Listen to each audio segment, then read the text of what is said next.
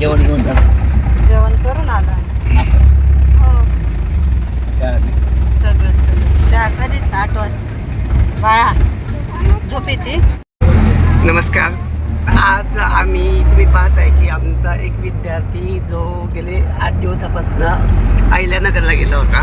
खरं तर प्रत्येक दिव्यांग मुलाचा त्याच्या घरावर तितकाच अधिकार असतो जितका की इतर भावंडांचा असतो.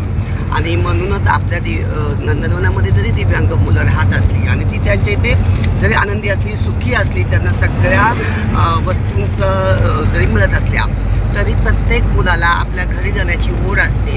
कारण आपली माणसं, आपल्या रक्ताची माणसं ही त्यांची असतात.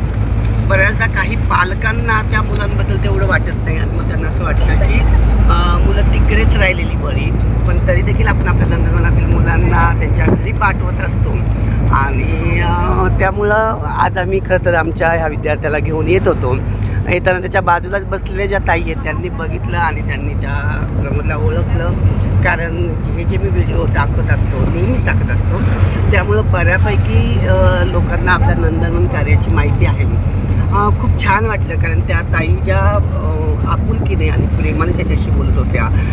त्यामुळं असं वाटलं की दिव्यांग मुलांना जर आपण बाहेर समाजात नेलं, म्हणजे खरं तर आपल्या दिव्यांग कला विकास केंद्र या संस्थेचं उद्दिष्टच हे आहे की दिव्यांग मुलांना समाजाच्या प्रवाहात आणणं. आणि म्हणून खरं तर मी मुलांना नेहमीच, म्हणजे तुम्ही पाहताय की अगदी आम्ही दाटीवाटीमध्ये बसलेलो आहे.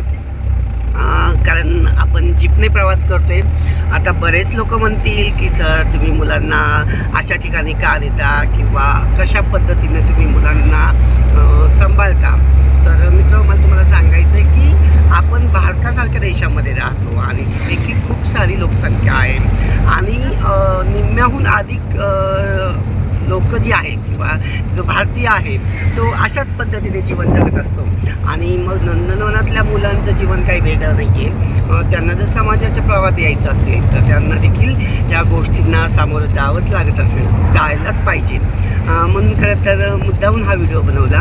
खरं तर त्या ताईंना विचारून व्हिडिओ बनवला आहे. कारण चांगलं वाटतं की समाजात जेव्हा अशी लोकं भेटतात, आपल्या या दिव्यांग मुलांना आपुलकीने आणि प्रेमाने चौकशी करतात. तर मित्र, समाज खूप सुंदर आहे, जग खूप चांगलं आहे. लोक म्हणतात की जग बदललं. बदल हा निसर्गाचा नियम आहे.